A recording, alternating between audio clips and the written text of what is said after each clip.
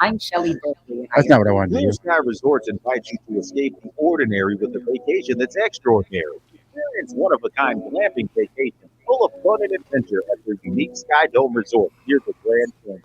To ensure every Clear Sky Resort vacation is fun and memorable, they offer lots of family-friendly activities, the majority of them free for guests. And because every great adventure deserves great food, their resident food truck promises to keep guests deliciously fueled for all the fun.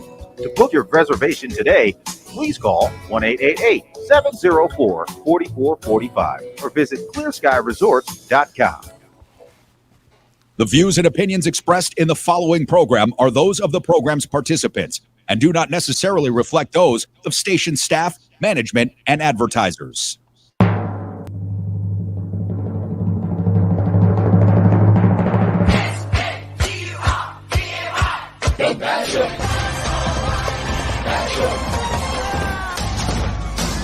Liberalism is back in style. Welcome to the evolution.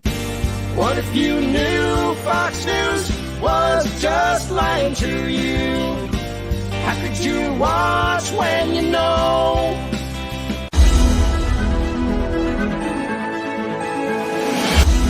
He was voted Variety Entertainer of the Year at the Excellence in the Arts Award.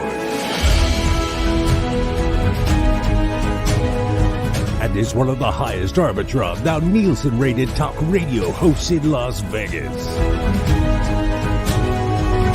He is also a refreshing voice of logic and reason. Live from the entertainment capital of the world, Doug Basham. And good morning, my fellow wokes and Republican jokes. Thanks for joining me today. My name is Doug Basham, and welcome to the Doug Basham Show right here on KSHP in Las Vegas and on social media, and to a genuine demonstration of excellence in broadcasting. Hey everybody, great to see y'all again. I am Doug Basham, card-carrying member in good standing, I might add, of the Enemy Within Brigade, also known as one sick, radical leftist lunatic who needs to be handled by the American military. My website is DougBasham.com, last name spelled B as in Bob, A-S-H-A-M as in Mary, DougBasham.com, my email, Doug@DougBasham.com. That said, I extend a warm welcome to those of you listening on KSHP, AM 1400 and 107.1 FM on your radio dial here in Las Vegas. We're also broadcasting on YouTube, Facebook, Twitch, TikTok, and of course, Twitter/X, now owned and operated by the biggest and most childish troll in Twitter/X's history. Now, if you go to my website, again, DougBasham.com, you will discover it's all of one page. At the top, you'll see the show's logo. Underneath, 10 links, most to my social media sites, also one to contact me via email. Now, the two links I'd like to call your attention to the most are, one, my YouTube page, and two, my TikTok page. On my YouTube page, I would respectfully ask you hit the subscribe button. On TikTok, please hit the red follow Rebel Nation, button. get ready. The 2024-25.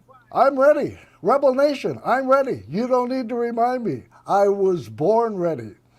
And hey, if you would like to watch the show live and not just listen to it, reason being, when I play clips, I don't play audio clips, I play video clips. From my website, you can go to either my YouTube, Facebook, or Twitter/X pages, whereupon you can indeed watch the show live. And if I violate YouTube policies, which is almost a daily or 2 days thing now, and they put up a big black soundless screen that says the stream has been suspended for policy violation, no problem. Just go back to my website, then to my Facebook or Twitter X page. And by the way, another reason to watch this show live, it will remove any doubt whatsoever why so many people have said over the years that this is a face for television. 221-7283 is our call-in number here at the station, folks. If you would like to talk on the radio somewhere in our second half hour together, that's 702-221-SAVE, as in save our democracy, which is our ultimate and only goal in each and every show we do. And as the Venerable Joy Behar said recently on The View, I mean, he's cost a lot. I think we should lock him up now. Well, some 8 days to go, folks. A mere 8 days. A week tomorrow is Election Day. And for the past couple of weeks, I've begun each show with two questions. One, how in the fresh hell is this election close, or is it?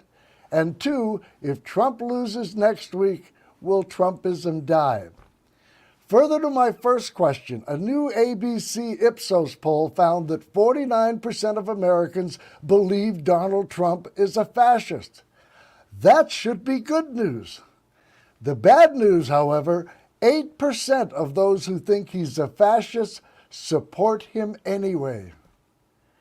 You hear that sound way off in the distance? Kind of like a windy, wailing sound, as if it were voices crying out from the past? Sounds an awful lot to me like those voices are coming from 1930s Germany. And in this election, you are not just voters, you are skilled surgeons, you are oncologists, and you have a chance to expunge the cancer that has been eating this country alive from the inside out for the past 9 years. And after 9 years of needing therapy, you now have a chance to be chemotherapy. If you are a patriot who truly loves this country, you know what you need to do. You know what your country commands of you. You know what your democracy demands of you. And it's not a matter of politics, policies, or loyalty to your party. It's a matter of loyalty to your country. And as such, you simply cannot put Donald Trump back in the White House. And it's not a matter of partisanship. It is a matter of survival. It's a matter of patriotism. Patriotism to what this country can remain and not to what it could become. As JFK once so historically said, ask what you can do for your country. And that's much easier now than back then, because today you already know the answer. As one meme I saw over the weekend said, let the world know you're in a committed relationship. Vote. Next Tuesday is our ultimate test as a freedom and democracy-loving people. And as is always the case with tests, we will either pass or we will fail. And the consequences if we fail will be much worse than summer school. And on that note, that vote note, let's get to our breaking news for the day.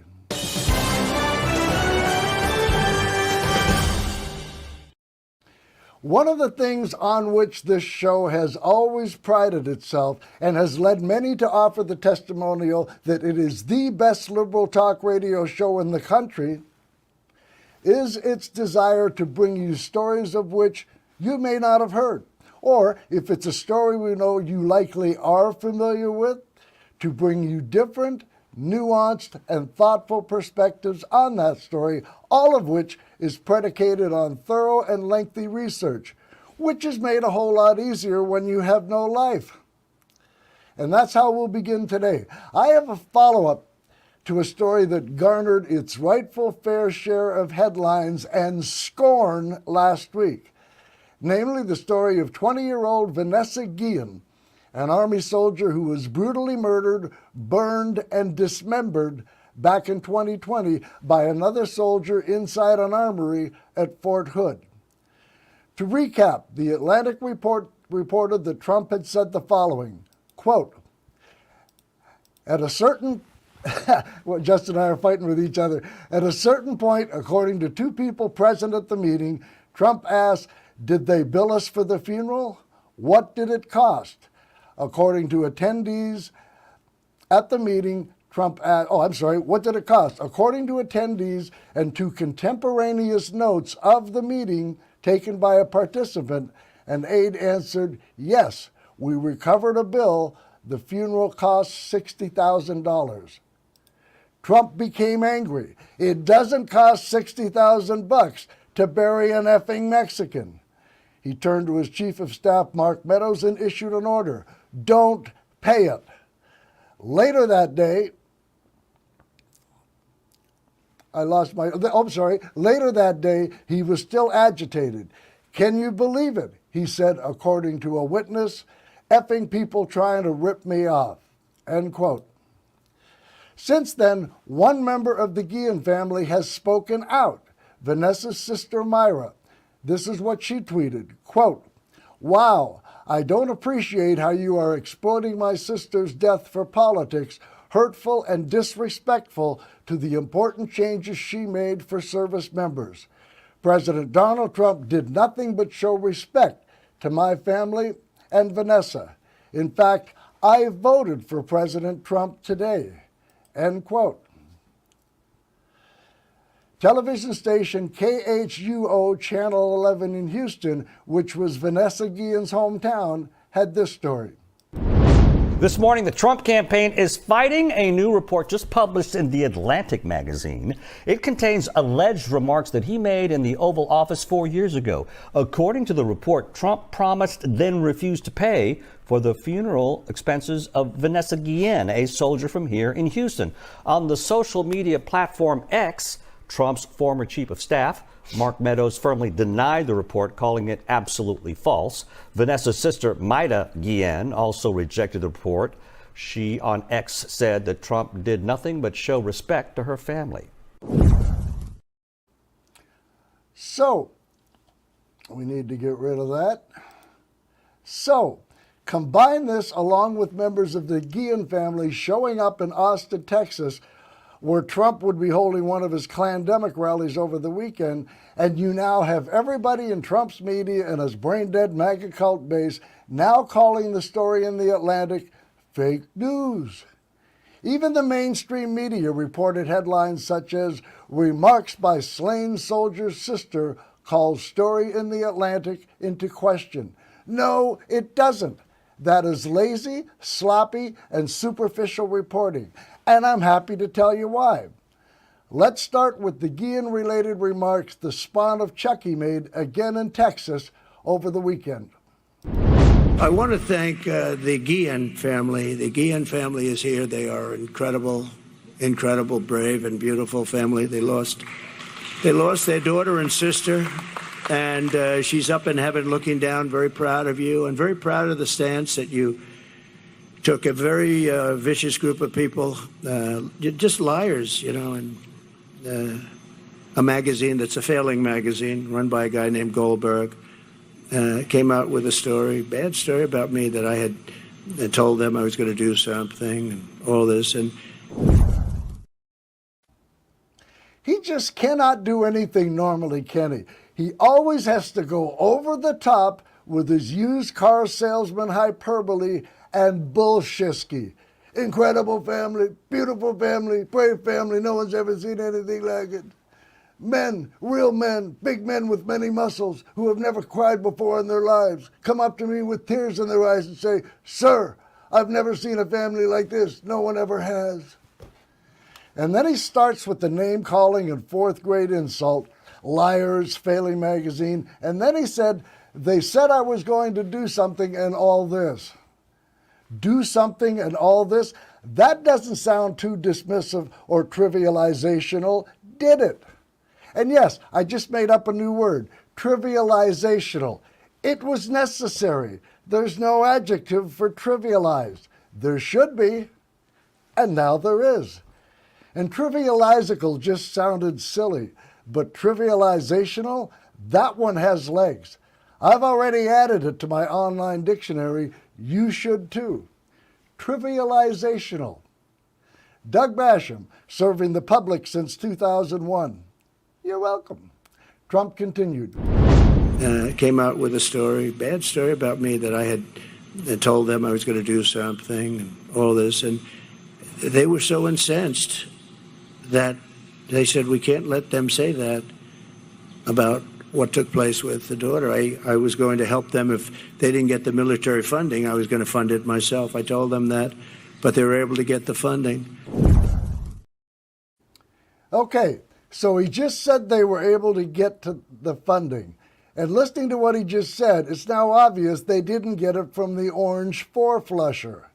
Whether they received it from the military or someone or somewhere else, we don't know, and frankly, that's not relevant to this story. We just know that Trump didn't pay for it, which we real-world dwellers already knew. Besides, if he had paid for the funeral, he'd be wearing a t-shirt that said, I paid 60 grand for an effing Mexican's funeral. Actually, he wouldn't, because he wouldn't see any benefit to him from so doing. But the key takeaway in that bit is Trump saying the Guillen family said, quote, we can't let them, meaning the Atlantic or the story in the Atlantic, we can't let them say that about what took place with our daughter. Stick a pin in that. We'll return to it shortly. Trump continued, and in so doing, demonstrated what he does with every single story that reflects poorly and accurately on him. And I guess they came out with a story that, what's it called, the Atlantic magazine, Atlantic. This is a really bad, they were the ones that made up the story about me saying bad things about the soldiers. And there you see what Trump does after every negative but truthful story about him. To whomever his target is that day, he dumbs down his childish attacks on whoever that target is to a depth lower than whale turd, in this case, the Atlantic. And this is how he does it. He calls the Atlantic that place that made up other stories about me. Made up stories. Yeah, nobody did any typical journalistic legwork and interviewed people you hired, by the way, who made those statements on the record. And there were many of them in this story. This was an in-depth, deeply sourced piece.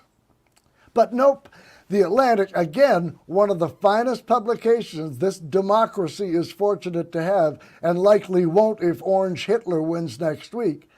The Atlantic has a special room in which people with no journalistic experience but vivid imaginations congregate, all just to make up stories to make poor Donald Trump look bad. That is the depth to which Trump dumbs down stories that reflect poorly and accurately on him. He does that for his brain-dead MAGA cult base. And because those who comprise his base fell out of the stupid tree and hit every branch on the way down, it works. Something else, the story concerning him saying, as he so eloquently put it, bad things about our soldiers, he conveniently omits that those who were quoted in that story have since come out and confirmed that's exactly what they said. And as he continued, he proceeded to go right back into his used car salesman embellishment mode and, of course, throws in a little brag about himself. The beautiful thing is that these people were willing to come out and say it didn't happen that way. This man was, I had them into the White House, and they were all, they didn't have to do this. They could have sat back and, your daughter is so proud of you, I'm telling you, they didn't have to do that. I didn't, you know what? As Jeff Tiedrick calls him, Ranty McMumbles. I had them into the White House. All his praise of the family you just heard was nothing but a cover for him to brag about himself and say he had them into the White House. And then he says, your daughter is so proud of you. Yeah, because you're defending me. In case it hasn't registered yet, this is nothing more than shameless exploitation of a grieving family. In fact, the second one. Both done in order to make himself look good. Period. He continues to heap false praise upon the family. Your daughter is so proud of you. I'm telling you, they didn't have to do that. I didn't, I have these people saying all this bad stuff. Then all of a sudden, the family that they're talking about comes out of nowhere and says, President Trump was perfect. What he did was so great. Those are his words, not the family's. First, no one in the Guillen family said Trump was perfect or even great. I read you what Myra Guillen tweeted. The words perfect and great did not appear in her tweet. All she said was Trump showed respect. Stick a pin in that as well. But his remark that this family just came out of nowhere, I would bet the farm that once Myra Guillen posted her tweet, that Team Trump busted their collective humps to reach out to her and her family in order to arrange this shameless and exploitive photo and video op, to try and dig their boss out of yet another hole into which he had dug himself. And as he continued, Trump just had to throw another brag in there. That is, after all, why he's exploiting this family. For him, not them. Comes out of nowhere and says, President Trump was perfect. What he did was so great. He got us the money. And I did say, if we couldn't get you the money for the funeral, I was going to pay it. But he got us the money, and it happened so quickly. And of course he got you the money quickly. Once he got your bill, there was no way in sweet Hades he was going to fork out 60 grand for an effing Mexican's funeral. And of course, the brag. I did say if we couldn't get you the money for the funeral, I was going to pay for it. Yeah, he did that because he was in the middle of the first exploitive photo and video op he had with this family. And he knew that saying that would make him look better. And now it's time to heap some more faux praise upon the Guillen family. And they came out and they said that. Who would do that? A lot of people wouldn't do that. They'd sit back and they say, well, he was a nice guy, but we don't want to get involved or something. We love you. Thank you very much. We love you. Yep, exploiters always love their useful tools. And I got to tell you, the more he raves about this family, to make them feel less exploited, the more I am convinced they didn't just, as he put it, show up out of nowhere. They were approached by Team Trump. Dollars to donuts, that's what happened. We will now let Trump conclude, which he does with more fourth-grade insults, in particular to a man whose shoes Trump is not fit, as they say, to shine, 4-star General John Kelly. And then we'll bring it all back to reality. We love you. And it was phony stories by a general that got fired, and he's a whack job, total whack job, a general. It's funny, when you fire people, see, Biden has never fired anybody, but when you fire people for doing a bad job, they get a little bit angry. Somehow it just seems to work. But he was a nut job to start off with. Yep, the 4-star general who served this country honorably and in combat, who gave his son's life to this country, who has more medals and commendations than I have time to list. He's the whack job and the nut job and the guy who lied to dodge the draft and has done nothing but rip this country off for whatever he could grift from it his entire life. He's the only one telling the truth. And that is true only if you are a brainless bobblehead cult member. And of course, the dumbing down of the incident so that his imbeciles in his base can grab it. Phony story, fake news, made-up stories, the press is the enemy of the people. No, former President Mushroom Head, you are the enemy of the people. So, why am I bringing this up when it appears the Guillen family is exonerating Trump? Again, even the mainstream media got in on the act. I told you earlier, I saw one headline that read, Soldier's sister's remarks call Atlantic story into question. Again, no they don't. That is lazy, sloppy, superficial reporting. And here's why. And this is where nuance, research, and perspective comes in. something the mainstream media seems loath to do of late. And of course, the right-wing propaganda hate media never does that. They don't have to. And yes, of course, the right latched onto this revelation with both hands and feet and started claiming this proved definitively that the story in the Atlantic was indeed full of lies. Lies by whom, you ask? Why, just more liars that don't like poor, oppressed, eternal victim Donald Trump is all. And not that they asked this question. This one was above their intellectual pay grade, so I'll ask it for them. If the military or someone else paid for the funeral, why would the Guillen family have sent the bill to Trump? Good question. Until you recall that the Guillens were having trouble obtaining the money. That's when and why they asked Trump. That's why they came to the White House in the first place. And if you watch this clip, notice the date in the top left-hand corner of the screen. And if I can help you out with the funeral, I'll help you. I'll help you out financially. I'll help you. Now, the date was July 30th, 2020. Vanessa Guillen was murdered on April 20th, 2020. So 3.5 months had passed since her murder and funeral. So again, the family was having difficulty obtaining the money to pay for Vanessa's funeral. So it's not a stretch by any means to say they sent Trump the bill when they still hadn't received any money, either from the military or anywhere else.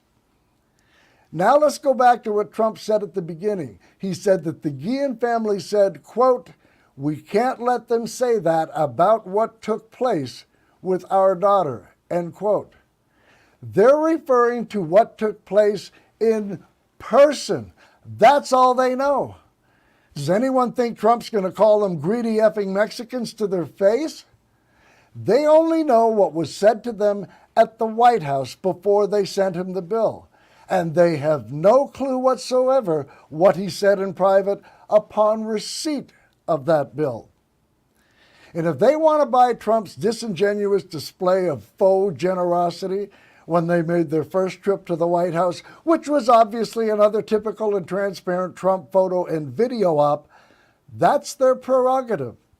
And I feel bad for them. But Trump, he knows better. He knows what he said, and he knows that the witnesses and journalists who are repeating and reporting what he said are credible. But that doesn't matter to him. All that does matter is that he ends up looking good and like the hero in this story. And so he is exploiting his obviously pretentious good and gracious behavior in person when he hosted the Guillens and trying to fuse it and equate it with how he acts in private, as if he's the same person privately. When anybody with an IQ above that of a kitchen fork knows better. And I would say shame on him, but we real-world dwellers know full well this unabashed liar has no shame. But the truth and reality and bottom line of this story is the Guillen family has no idea what he said behind closed doors. Do you really think that he was gracious behind the scenes when there were no cameras or microphones when he received the bill for $60,000? Hell, Trump doesn't even want to pay his own lawyers or trying to keep his flabby, malodorous rump out of jail. Looking at you, Rudy Giuliani. You really think he was overjoyed at the prospect of paying $60 large for an effing Mexican sucker and loser? What is wrong with you? And credible witnesses said he was most definitely not ecstatic. And there is no witness less credible than the military-hating orange stool sample. And this analysis of Trump's further exploitation of the Guillen family is not something I've heard anyone else make. And that is why so many men with big muscles who have never cried a day in their lives come up to me with tears in their eyes and say, "Doug, sir, this is the best political talk radio show in the country. No one's ever seen anything like it." And to go back to one of Trump's other dangerous and oft-repeated fascist criticisms, namely that the free press is the enemy of the people? Really? When they continue to treat him like a normal candidate and are too afraid to confront him on anything? And that's still not good enough? They're still the enemy of the people? He repeated that accusation over the weekend, and twice. Now we have some clips, they're great clips, and the people at home, we got millions of people watching on television, but they won't move those cameras. I try and shame them, I do whatever I can. They're just bad people. And until we get a fair and free press in this country, they're just bad people. I mean, look how easy. Here you have, all they have to do is just go, huh? 1 inch this way and 1 inch this way, and you got it. They don't want to do that. They're the enemy of the people. They are. They're the enemy of the... I've been asked not to say it. I don't want to say it. They're the enemy of the people. And someday they're not going to be the enemy of the people, I hope. See, now the camera didn't show that. So for all of you at home, you're going to have to come in and watch in person. Can you imagine? It's so nasty. They're so nasty. They're so evil. They are actually the enemy of the people. They really are. It's so evil. And get this, the sole reason he said members of the press are just bad people and are evil and are the enemy of the people was because, according to the former liar and thief, they wouldn't turn the cameras around and show the size of his crowd. They wouldn't placate dear leader's massive yet fragile ego. They wouldn't bend the knee to his ego. That is why they are bad, evil, and the enemy of the people. Because they wouldn't bend the knee and show the crowd. Folks, I hate to be the bearer of bad news, but as childish and juvenile as that sounds and is, that's exactly what dictators demand of their quote-unquote compliant media. Always, always mollify dear leader's ravenous, insatiable ego. And of course, those members of Trump's brain-dead MAGA cult base in attendance are too stupid to identify these as the words of a dictator in waiting, and thus respond with uproarious cheers and applause. USA! USA! Morons! Or maybe they do recognize it and just don't care, because that's what cult members do. Whichever is the case, it is inexcusable. And by the way, for anyone who's still trying to convince themselves that Tangerine Palpatine is running to save the country and not himself from prison, here's something that caught my ear over the weekend. Trump essentially saying what any real well-dweller knows to be true. And by the way, if she ever won, my life won't be so great in this country. And by the way, if she ever won, my life won't be so great in this country. Yes, and won't it be grand? Trump's trials being restarted is not only what I fervently hope for, but it's really all the motivation you need to vote for Kamala Harris and Tim Walz. That is, if you believe in the rule of law, equal justice under the law, and the premise that no one is above the law. For most others, when they F around, they find out. Trump has effed around more times than we even know. It is high time, way past time, he found out as well. And as this election sneaks up behind us, the buzz phrase of the day has been and still is closing message. MSNBC's Nicole Wallace brought that up on Friday, but listen to how she refers to humanity's orange stain. Most Democrats refer to him as former President Trump. Not Nicole, and I say it is past time we start emulating her. The closing message from the disgraced, convicted, twice impeached, 4 times indicted ex-president is an endless barrage of smears and insults slung at Vice President Kamala Harris, at his political critics, and frankly, anyone standing in the way. Just one more reason to love Nicole Wallace. You know, as if I needed one more. And what she was leading to was something Trump said on Friday, which garnered its fair and rightful share of attention too, along with scorn and derision. They're coming from 181 countries as of yesterday. Right, and we're a dumping ground. We're like a garbage can for the world. That's what's happened. That's what's happened to. We're like a garbage can. You know, it's the first time I've ever said that. And every time I come up and talk about what they've done to a country, I get angrier and angrier. First time I've ever said garbage can, but you know what? It's a very accurate description. He says that, first time I've ever said garbage can, like it's a good thing, like it's a testament to his wit or intellect. No, it's a shameful thing to say. And before we comment further, someone put together this side-by-side comparison that truly shows how deep into the swampy cesspool of Trumpism today's GOP has sunk. I thought a bit of the shining city upon a hill. In my mind, it was a tall, proud city built on rocks stronger than oceans, windswept, God-blessed, and teeming with people of all kinds living in harmony and peace. A city with free ports that hummed with commerce and creativity. And if there had to be city walls, the walls had doors, and the doors were open to anyone with the will and the heart to get here. They're coming from 181 countries as of yesterday.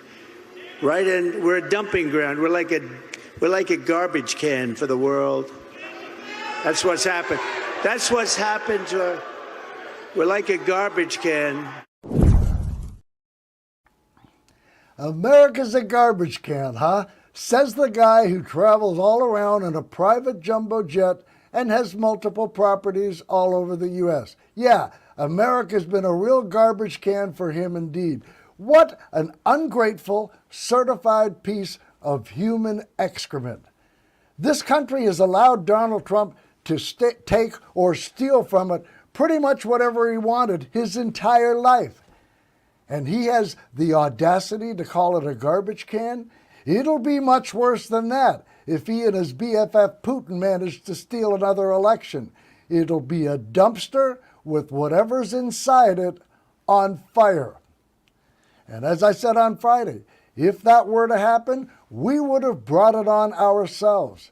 Because the only reason a 34-count felon, and I'll spare you the rest of the list, you know it, except for traitor, the only reason he can even be running for president is the gigantic right-wing propaganda hate media machine that we allowed to be created and then further allowed to grow into the sprawling behemoth of disinformation, conspiracy theories, and lies that it is today. Without them, Trump would have been summarily tossed into the political trash can of history a long time ago. And would just be a senile old man yelling at kids to get off his lawn or mow it for him. But seriously, what kind of a leader trashes his own country like that? And I don't give a continental rat's ass if he's saying it to further up his brain-dead MAGA cult base's hatred towards immigrants, which is already at feverish levels. I don't care. And the fact that this vitriolic hatred of immigrants works on his base tells you more about them than it does Trump. And I don't know if most of them have been brainwashed by the aforementioned media or if they were just born bad. Again, I don't care. This kind of vitriolic language should be just as disqualifying as his enemy within and pro-Hitler verbal diarrhea. And then the irony, Trump claiming to be the savior, the only one who can fix it, when in reality, what this country needs saving from the most is him. Kamala Harris had this response to Trump's garbage can remark. I also do want to address the comment that Donald Trump made about America being the trash can of the world, whatever he said, something along those lines. It's just another example of how he really belittles our country. This is someone who is a former president of the United States, who has a bully pulpit. And this is how he uses it to tell the rest of the world that somehow the United States of America is trash. And I think, again, the President of the United States should be someone who elevates discourse and talks about the best of who we are and invests in the best of who we are. Not someone like Donald Trump who's constantly demeaning and belittling who the American people are. America deserves better. And I'm happy to take any questions. Ma'am, you're here. Indeed. And you just heard her say, and I'm happy to take your questions. Starting to look and sound pretty presidential, if you ask me. 221-7283 is our call-in number here at the station, folks. If you want to chat, that's 702-221-SAVE, as in 8 days to save our democracy. Let's head to the phones, and we will start off with Armando. You're first. Thanks for calling. Okay, Doug. I just want to make a remark or two, a thumbnail sketch, if you will, about the use of the word fascist. I don't know if Trump is able to spell the word fascist. Well, he may not be able to spell it, but he can certainly demonstrate it. Exactly right, yeah. And so most people identify National Socialism with Adolf Hitler. I'm using information from my, I think it was Political Science 102, yeah. And so, just remarks here. Anyway, so it's, he's identified with Adolf Hitler. Of course, he committed suicide. He was born in 1889, died in 1945. He was 65 years of age. So my emphasis deals with National Socialism. Okay, let's see. For example, first, there is the myth of blood, which is racism. Trump claims that foreign blood poisons the blood of Americans. Have you heard him say that? Of course. They're vermin. The vermin, right. So, okay, we got to keep them out. Yep. And then secondly is the myth of soil, which is nationalism. Trump claims that foreigners crossing our borders illegally are taking away Black and Hispanic jobs, at the same time creating havoc in the country. And but here's the counterclaim. In Vegas Sun, Tuesday, October 22nd, there's this lady, Heidi Zittino. She's got a big picture. She's waiting for the bus after working a shift as a maid at Harris. She's an immigrant from El Salvador, gained temporary protected status since arriving in the wake of major earthquake of 2001. And then she saw Donald Trump try to remove it during his presidency. And okay, so she's taking a job that most people don't want. And then there's this guy named Baker. He's got a ranch in northeastern Nevada. And it says here, few things say America like Janelle and Tom Baker's ranch, with its grazing cattle, scrub brush, dotted desert, and snow-capped mountains. He says, if only we could get American citizens to work on it.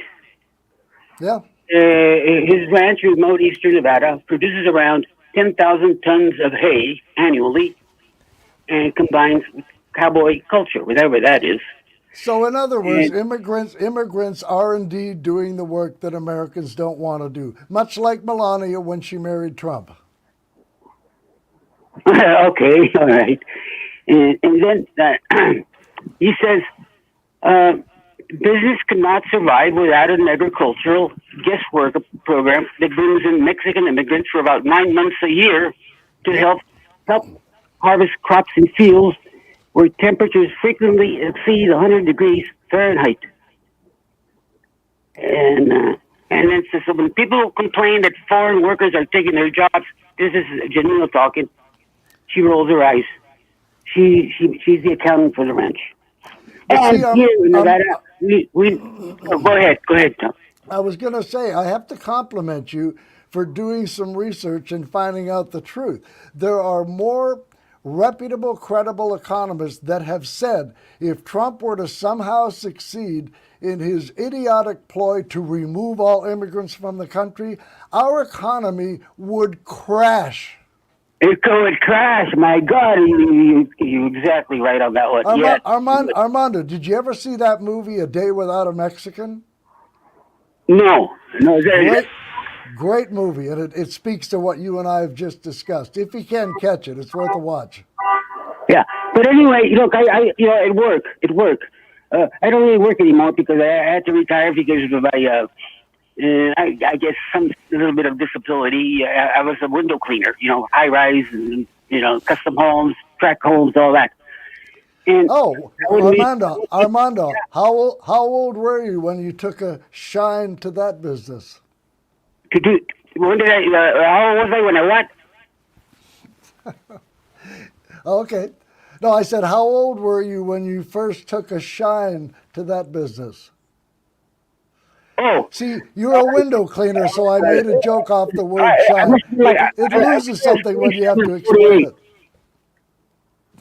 I got you. Hey, Armando, I got to run. I got to get to some other calls, but I applaud you for doing research and finding out the truth. I wish more people would do that. Thanks, Doug. Hey, I appreciate it, Armando. We'll talk to you again. 221-7283 is the call-in number of the station, folks. If you have taken a shine to speaking on the radio, that's 221-SAVE, area code 702. Back to the phones we charge with vim and vigor, and we'll talk to Big Bad John. You're next. Thanks for calling. Hey, Doug. Hey, John. I wanted to talk about the Nazi rally at Madison Square Garden, but I just wanted to say, first of all, did you see Jake Tapper's interview of J.D. Vance yesterday? I did. When he was laughing at him? Finally, like 10 days before the Trump's third election, somebody finally has the balls to hold these frauds, these pathological liars' feet to the fire. I was like, oh my God!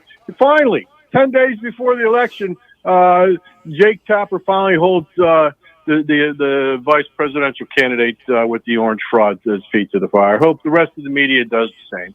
But the reason I called is... Unfortunately, it happened. Unfortunately, John, it happened after millions have already voted. Well, still, there's millions more to come. So that's true. That's true. Better late than never. At this point, we got to fight for every vote, and we can criticize the cowardice of many in the media after the election. But you Hispanic folks, did you see a side-by-side picture of the 1939 Nazi convention at Madison Square Garden in Saturday's, or was it yesterday or Saturday? The most recent event that Trump held in Madison Square Garden. Did you see a side-by-side comparison of those two? Absolutely. In fact, I did some research on that. That one back in 1939 had a picture of George Washington in the middle and a swastika on each side. And over 20,000 people showed up for that. Mind you, there was over 100,000 outside protesting, but still 20,000 American Nazis showed up for that rally. Well, so 20,000 American Nazis showed up this past weekend, too, at Madison Square Garden. And if you are Hispanic, I don't know what more you need to hear. You have heard credible people say that Trump refused to pay Vanessa Guillen's funeral expenses and referred to her as an effing Mexican, okay? That's his true colors. If you are Mexican, you are an effing Mexican to Donald Trump. If you are an immigrant, you are garbage. And did you hear that comedian Tony Hinchcliffe And by the way, if any of you folks out there watch Kill Tony, you need to stop. You need to cancel your Twitter account, and you need to stop watching Kill Tony, and you need to cancel Joe Rogan. It's time that they must feel this in their pocketbook. And by the way, John, for those who don't know, this Tony Hinchley is also a stand-up comedian. He was one of the speakers at this Nazi rally at Madison Square Gardens, and he said there's a floating island of garbage somewhere out in the Caribbean. I think it's called Puerto Rico. Exactly. Mexicans are effing Mexicans, and Puerto Ricans are garbage, and all of you immigrants are garbage according to the orange fraud Donald Trump. So if you are if I was Hispanic, I would do everything in my power to make sure my parents, my children, my nephews, my nieces, my neighbors, anybody I knew who was Hispanic was registered to vote and voted. There's still time to do it, and voted for Kamala Harris. Yep. What you need to understand is you are the modern day equivalent of the Jews. In 1939, it was about the Jews. It was about the Jews in Nazi Germany. And in 2024 in America, I can't believe these words are coming out of my mouth. It's about immigrants, specifically Hispanic immigrants. In their minds, you are garbage. And if you don't get off your ass and go register to vote and vote against Donald Trump, you're in for a world of hurt. You're in for a hell that you can't even imagine. And it's just sad. I hear you, Big John. I'm going to grab one more call before we're done, but thanks for checking in, buddy. Always a good call. Great show, Doug. Thank you, sir. 221-7283 is our caller number. I'm going to give the last word to Forrest. You got the last word. Thanks for calling. Yeah, another great show. John really was really fantastic in his assessment of everything. One thing I think that even the right and left and everybody in this country can agree on is it'll be so great when this election is over, so we don't have to listen to all this bullshit. And, Trump's going to get beat bad. I've said that over and over again. And I've given you those sites from the University of Florida, which tracks the numbers, the voting numbers every day, except Saturday and Sunday. And somehow, I hope that you can get that info out so people can click on it and find the. Right now, Trump is getting annihilated in Pennsylvania, and Pennsylvania is the key state. Anyway, that's all I've got. You have a good one, Doug. Well, one quick question before I let you go. How are you feeling about our chances right here in Nevada? I like our chances a lot. Right now, we're a little bit behind. The Democrats are a little bit behind, but 2% of the Republicans that are voting for Kamala, and 60% of the independents are voting for Kamala. And so also the walk-ins, where they excel at walk-ins, that stops on Friday. And the write-ins, they continue on Saturday and Sunday, of course, and Monday. So Monday's night's numbers, I think, will show in Nevada that the Democrats are outvoting the Republicans. But we'll have to wait till the night before the election. And then all of the numbers that you're looking at in Nevada, you have to remember that 2% are Republican, and they're double votes because they're crossovers. And in other words, also, Jackie Rosen's going to win by at least 7%. She's going to, and Sam Brown's going to, as bad as Trump is, Sam Brown's going to pull him down, and Jackie's going to win, and Kamala's going to win in Nevada. Awesome. From your lips, Forrest, from your lips.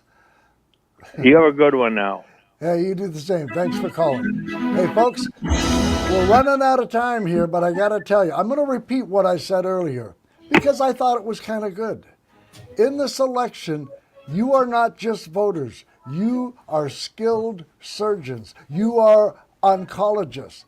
And you have a chance to expunge the cancer that has been eating this country alive from the inside out for the past 9 years.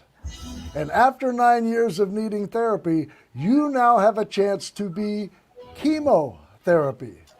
If you are a patriot who loves this country, you know what you need to do. You know what your country commands of you. You know what your democracy demands of you. And like I said earlier, this isn't a case of politics or policies or loyalty to a party. It's a case of loyalty to your country. And as such, you simply cannot put Donald Trump back in the White House. Like I've said many times, we can discuss, even fight over policies first. But the number one priority in this election absolutely must be saving our democracy. Period. I got to run, folks. It has been a slice. I appreciate you listening. I appreciate you calling. We will do this all over again tomorrow, hopefully with you. Until then, take care.